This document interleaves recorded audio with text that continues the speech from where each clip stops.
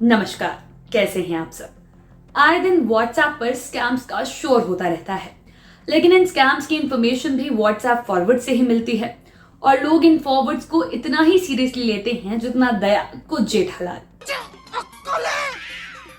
तू क्या बोल रही है? जो इन स्कैम्स को लेकर मेरा खुद का एटीट्यूड भी कुछ ऐसा था, लेकिन कुछ वक्त पहले फैमिली ग्रुप में एक कजिन का मैसेज आया जिसमें लिखा गया कि अगर मेरे नाम से व्हाट्सएप पर कोई पैसे मांगे तो भूल से भी मत देना। हो सकता है मैसेज में लिखा हो कि मुझे अर्जेंटली पैसे चाहिए, मैं किसी बड़ी मुसीबत में हूँ, और जिस नंबर से मैसेज आएगा उस पर डीपी भी मेरी ही होगी। But don't let that confuse you, बस सीधे ब्लॉक कर देना, पैसे मत भेजना।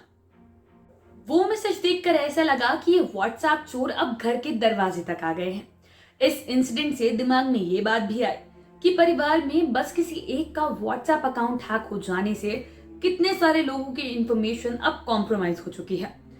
व्हाट्सएप से जुड़े वैसे तो कई तरीके के स्कैम्स हैं जो कि लोगों के लिए अब सर का दर्द बन गए हैं, लेकिन कॉल फॉरवर्डिंग स्कैम जो है वो इस वक्त स्कैम्स की हॉट सीट पर बैठा हुआ है। ये कुछ ऐसे होता है कि आपको एक अननोन नंबर से कॉल आएगा। कॉल पर आपको मिस इन्फॉर्मेशन देकर डराने की कोशिश की जाएगी या फिर आपकी मदद करने का कोई नाटक किया जाएगा, और जैसे कि आपका सिम बंद होने वाला है या किसी प्रॉब्लम का हवाला देकर कहेंगे कि आपका बैंक अकाउंट बस कुछ ही देर में फ्रीज कर लिया जाएगा। और जैसे ही आप इनकी बातें मान लेंगे, यकीन कर लेंगे, तो वो आपको स्टेप बाय स्टेप सोल्यूशंस बताएंगे जिससे कि आने वाली जो प्रॉब्लम है वो टल जाए। इसके बाद आपसे एक नंबर डायल करने को कहा जाएगा जो कि *67* या फिर *405* के कोड से शुरू होगा और उसके आगे 10 डिजिट्स डायल करवाए जाएंगे। जैसे ही आप ये इंस्ट्रक्शंस फॉलो करेंगे, आप अपने व्हाट्सएप अकाउंट से लॉग आउट हो जाएंगे और स्कैमर्स को आपके पूरे व्हाट्सएप का एक्सेस मिल जाएगा। दरअसल ये जो छोटा सा कोड आपने डायल किया है 10 डिजिट्स के आगे, वो अलग अलग टेलीकॉम कंपनीज के लिए कॉल फॉरवर्डिंग कोड का काम करते हैं, और कोड के आगे लगाए गए 10 डिजिट स्पैमर्स का फोन नंबर होता है, यानी कि *67* एक्चुअली कॉल फॉरवर्डिंग नंबर्स हैं। जैसे ही आप स्पैमर्स के बताए गए नंबर को डायल करते हैं, वैसे ही आपके नंबर पर आने वाले सारे कॉल्स उसके नंबर पर फॉरवर्ड हो जाते हैं। व्हाट्सएप पर ओटीपी वेरिफिकेशन के लिए ये लोग कॉल पर ओटीपी रिसीव करने का ऑप्शन सिलेक्ट करते हैं and boom, they have successfully hacked your WhatsApp. अब आपके सारे कॉन्टैक्ट्स उनके पास। व्हाट्सएप हैक होने के बाद ये आपके कॉन्टैक्ट्स को कई तरीकों के मैसेजेस भेज सकते हैं, जैसे कि कोई फेक इमरजेंसी क्रिएट की जाती है जिसमें पैसों की डिमांड होती है, कोई नकली बिल पेमेंट हो सकता है, या फिर कई बार झूठे वर्क फ्रॉम होम का लालच भी दिया जाता है। इसके अलावा एक और कॉमन व्हाट्सएप स्कैम है टू फैक्टर ऑथेंटिकेशन स्कैम। अब इसमें यह होता है कि सपोज मेरे फोन पर एक कोड आता है, एक ऐसा कोड जो कि मैंने तो रिक्वेस्ट किया ही नहीं था। कोड आने पर कुछ ही देर में मेरे ही किसी कॉन्टैक्ट का एक मैसेज आता है कि मैं कोई ओटीपी ढूंढ रहा था और मेरे नंबर पे आने वाला कोड तुम्हारे पास चला गया है, और वो मुझसे ये कोड मांगता है। असल में वो कोड मेरे ही व्हाट्सएप पर लॉग इन करने के लिए होगा, एंड अगर मैं उन्हें ये कोड दे दूंगी तो बस गेम ओवर। लेकिन व्हाट्सएप की तो सिक्योरिटी सबसे अच्छी थी, end to end encryption, strong and reliable privacy settings. तो भाई साहब ये नंबर लीक होना ये कहां से शुरू हो गया? अच्छा, आपने कभी फेसबुक डेटा लीक के बारे में सुना है? वो हेडलाइंस पढ़ी है? ऑफ कोर्स पढ़ी होगी। साल 2021 में फेसबुक से 533 मिलियन लोगों का डेटा लीक हो गया था, और इस लीक हुए डेटा में मार्क जकरबर्ग का भी डेटा शामिल था, उनके प्राइवेट क्रेडेंशियल्स। अब जब मालिक का ही डेटा सेफ नहीं है तो हमारी और आपकी बात तो क्या ही करेंगे। बड़ी बात तो यह है कि फेसबुक ने यह भी डिसाइड कर लिया था कि लोगों को इस डेटा लीक के बारे में कभी भी नहीं बताएंगे, लेकिन लोगों के डेटा की तरह यह इंफॉर्मेशन भी लीक हो गई थी, और तब जाकर लोगों को इसके बारे में जानकारी मिली थी। नहीं तो फेसबुक के भरोसे तो हमें कभी पता ही नहीं चलता। अब आप ये सोचने लगे होंगे कि व्हाट्सएप की बात करते करते मैं फेसबुक पर कैसे पहुंच गई, तो चलिए यहाँ आपका कुछ और भी जानना जरूरी है।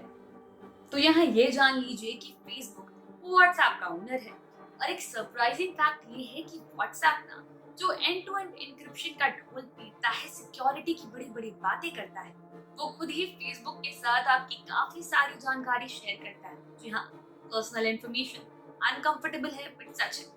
एंड टू एंड एन्क्रिप्शन का एक लाइन में सीधा सा मतलब ये है कि दो लोगों की बातें दो लोग के बीच में ही रहेंगी, व्हाट्सएप भी नहीं पढ़ेगा। लेकिन व्हाट्सएप बड़ी बड़ी बातें करने के बाद फेसबुक को किसी पड़ोस वाली आंटी की तरह आपकी बातों में नाक घुसाने की परमिशन दे देता है। फॉर अ फैक्ट, फेसबुक करीब 1000 लोगों को एम्प्लॉय करता है व्हाट्सएप मैसेजेस को मॉडरेट करने के लिए। जी हाँ, 1000 लोग हायर किए जाते हैं एज व्हाट्सएप मॉडरेटर्स, जो ये करते हैं कि उन मैसेजेस को रिव्यू करना जिन्हें व्हाट्सएप पर इम्प्रॉपर मार्क किया जाता है।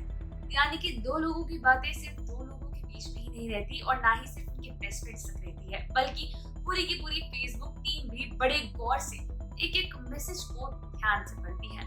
एंड अभी भी खत्म नहीं हुआ है, दैट्स नॉट जस्ट इट। इसके अलावा व्हाट्सएप फेसबुक के साथ आपके phone numbers, profile names, IP address और आपका मेटा डेटा भी शेयर करता है।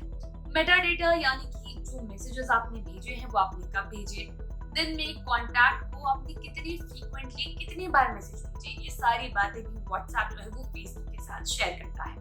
साल 2021 की शुरुआत में एक पूरी कम्युनिकेटेड व्हाट्सएप पॉलिसी चेंज ने काफी ज्यादा क्योस क्रिएट कर दिया था।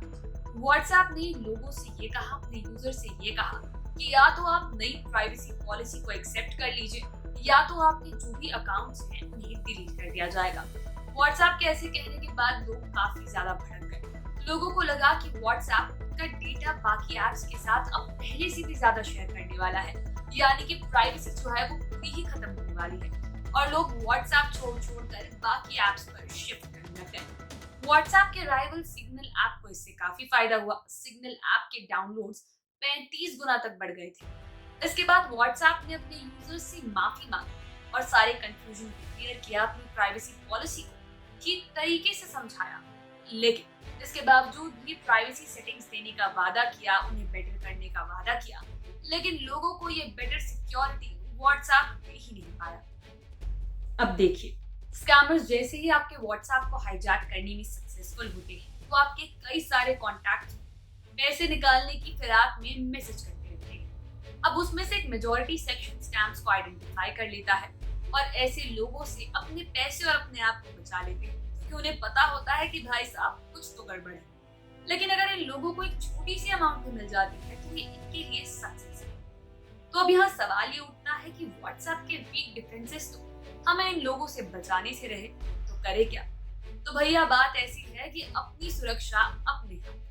व्हाट्सएप स्पैम्स को अगर आप आइडेंटिफाई कर लेंगे, थोड़ा सा केयरफुल रहेंगे, तो स्पैम की चपेट में आप बिल्कुल भी नहीं आएंगे। स्पैम्स को आइडेंटिफाई करने के लिए कुछ चीजों पर खास ध्यान देना होता है। अब स्कैमर्स जनरली एक ही मैसेज को लोगों को फॉरवर्ड करते हैं, काफी बार फॉरवर्ड करते हैं। तो व्हाट्सएप पर जिस भी मैसेज के ऊपर वो लेबल लगा हुआ आता है ना, फॉरवर्डेड मेनी टाइम्स, इस लेबल पर आपको खास अटेंशन देना है और मैसेज में क्या कुछ लिखा गया है उसे कभी भी लाइटली नहीं लेना है, यानी कि ध्यान देना है। Most of the time scammers आपके किसी कॉन्टैक्ट से किसी इमरजेंसी का बहाना कर सर्टेन अमाउंट ट्रांसफर करवाने की कोशिश करते हैं, जैसे एक्सीडेंट हो गया है, बड़ी मुसीबत में, वो तमाम बात। लेकिन एक और तरीके के मैसेजेस काफी ज्यादा कॉमन है। स्कैमर्स के मैसेज में कोई ना कोई एक लिंक एडेड होता है। इस लिंक के साथ काफी टेम्पटिंग चीजें लिखी जाती है, जैसे कि आपको कोई रिवॉर्ड मिला है या आपको कोई फ्री गिफ्ट मिलने वाला है या किसी इंपॉर्टेंट इवेंट के लिए आप रजिस्टर कर सकते हैं फ्री में।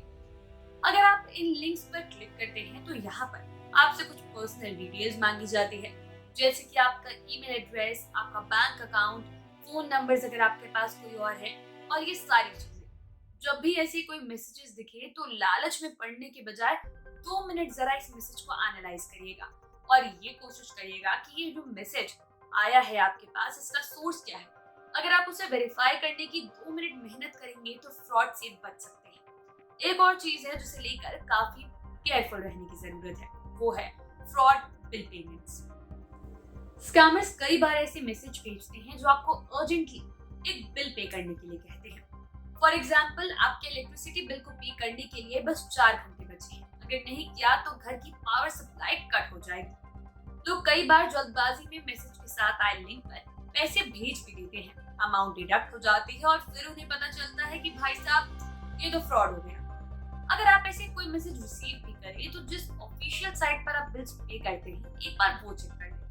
क्योंकि किसी भी रैंडम साइट पर पैसे भेजना पैर पर कुल्हाड़ी मारना नहीं, बल्कि कुल्हाड़ी पर जाकर कूदने के बराबर है। तो बस थोड़ा सा अवेयर रहें। और बाकी इन स्कैम्स के बारे में आप क्या सोचते हैं वो आप मुझे कमेंट सेक्शन में जरूर बताएं। वीडियो अगर पसंद आई तो लाइक करें, शेयर करें। अगर चैनल पर पहली बार आए हैं, नए हैं, तो सब्सक्राइब करें और बेल आइकन दबाना बिल्कुल ना भूलें। बहुत जल्द मुलाकात होगी अगली वीडियो में।